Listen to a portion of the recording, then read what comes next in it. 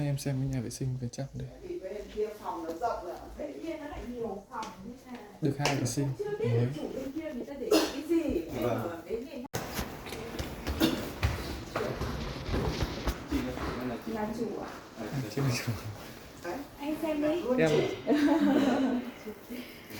Em chuyển đi chắc là đấy, 2 phòng ngủ, 2 phòng vệ sinh. Chị đi thì chị lấy đồ gì đi? những cái đồ rồi em còn đưa vào cái đồ đánh tường. Những cái Vâng. Để sang bên kia nhà đất. Lôi ra đấy để phơi quần áo đấy các thứ.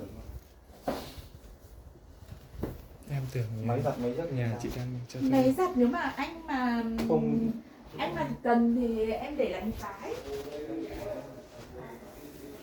Thì em sang bên kia em lại mua bởi vì nó cái máy giặt này của em nó hơi lọc cọc nên em đã phải mua một cái máy khác rồi. Cái máy Cho em xem cái này. Thì